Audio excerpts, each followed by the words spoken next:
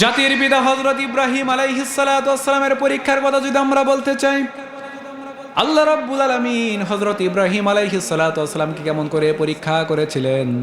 আল্লাহ রাব্বুল আলামিন বলেন, হযরত ইব্রাহিম যখন নমরুদের কাছে দাওয়াত দেওয়ার জন্য গেলেন, শেষ পর্যন্ত তারা সিদ্ধান্ত নিল ইব্রাহিমকে আর বাঁচিয়ে রাখা যাবে না, আগুনের ভেতরে ফেলে তাকে কষ্ট দিয়ে তাকে হত্যা করব। এই কথা যখন চিন্তা করলো, চিন্তা করার পরে নিজের পিতাও তো তার বিরুদ্ধচারণ করছেন। কারণ হযরত ইব্রাহিম আলাইহিস সালামের পিতা যিনি ছিলেন, তিনি কি মুসলমান ছিলেন না কাফের ছিলেন? তিনি মুশরিক ছিলেন, তিনি ইসলামের দলে ছিলেন না, তিনি মুশরিকের দলে ছিলেন, শয়তানের দলে ছিলেন। নিজের পিতাও বিপক্ষে চলে গিয়েছে। হযরত ইব্রাহিম আলাইহিস সালাতু ওয়াস সালামকে আগুনের ভিতরে ফেলা হবে, আগুনের ভিতরে ফেলা হবে। সবাই যখন আগুনের ভিতরে ফেলবে, আল্লাহ রাব্বুল আলামিন আল্লাহ রাব্বুল আলামিনের ফেরেশতা হযরত জিবরাইল আমিন এসে বললেন, হে আল্লাহর পয়গম্বর হযরত ইব্রাহিম, আপনি আমার কাছে একবার বলুন, আপনি একবার অনুমতি দেন। আপনি যদি একবার আমাকে অনুমতি দেন, তাহলে এই নমরুদের অগ্নিকুণ্ডকে আমি ধুলার সাথে মিশিয়ে দেব। সবাই পড়ি সুবহানাল্লাহ।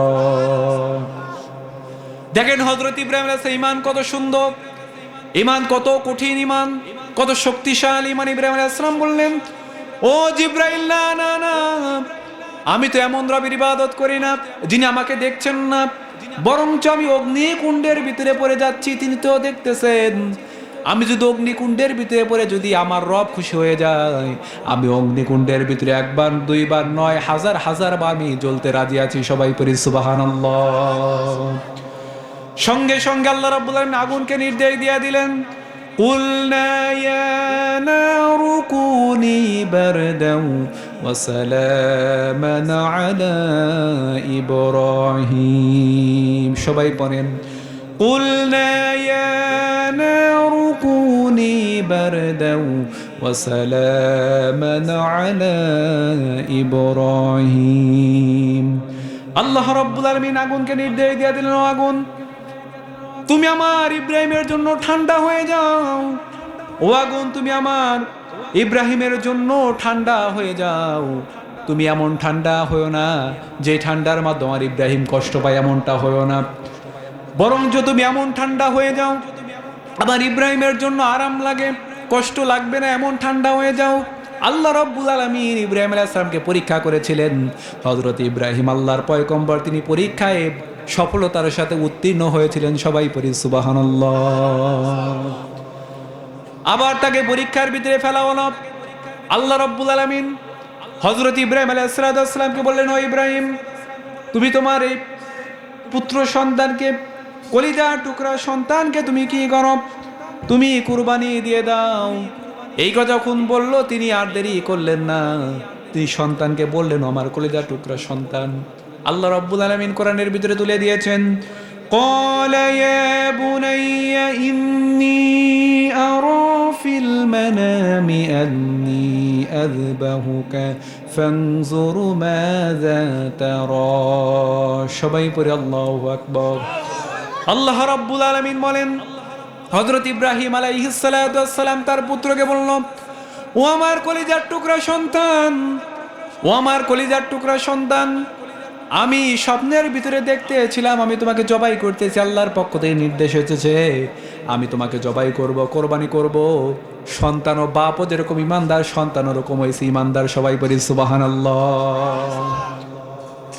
আপনার গোড়া যদি খারাপ হয়, আপনি আগার ফল ভালো পাবেন না।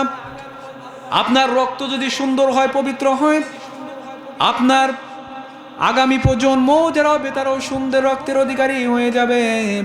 আপনার নিজের চরিত্র যদি ভালো হয়ে যায়, আপনার সন্তানের চরিত্র ভালো হয়ে যাবে। আপনার চরিত্র যদি খারাপ হয়, আপনি কি আপনার সন্তানকে ভালো চরিত্রবান বানাতে পারবেন নাকি? এটা দুনিয়ার ভিতরে একটা সিস্টেম। আপনি ভালো হবেন, আপনার সন্তানও ভালো হবে যদি আপনি চেষ্টা করেন। তো ইব্রাহিম আলাইহিস সালাম তার সন্তানকে যখন বললেন যে, বাবা, আল্লাহ তাআলার পক্ষ থেকে নির্দেশ, তুমি কি রাজি আছো? হযরতে ইসমাঈল আলাইহিস সালাম তিনি বললেন, সাতাজিদুনি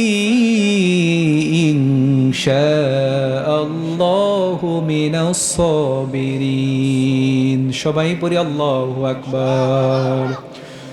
হযরত ইসমাঈল আলাইহিস সালাম বললেন, আমার বাবা, ও আল্লাহর পয়গম্বর, আপনি কোনো চিন্তা করবেন, আপনি কোনো টেনশন করবেন না, আমি ধৈর্য ধারণ করব, যতই কঠিন অবস্থা আসুক না কেন আপনি আল্লাহর নির্দেশকে বাস্তবায়ন করুন, আমি ধৈর্য ধারণ করব, আমি ভয় পাবো না, আমি পলায় যাব না, আমি আল্লাহর বিধানের সামনে মাথা নত করলাম। আল্লাহ রাব্বুল আলামিন বলেন, ও ইব্রাহিম, আমি আল্লাহ রাব্বুল আলামিন তোমাকে সন্তান দ্বারা কুরবানি করার জন্য পরীক্ষা করেছিলাম, তুমি এই পরীক্ষায়ও সফলতার সাথে উত্তীর্ণ হয়েছো। সবাই পড়ি সুবহানাল্লাহ।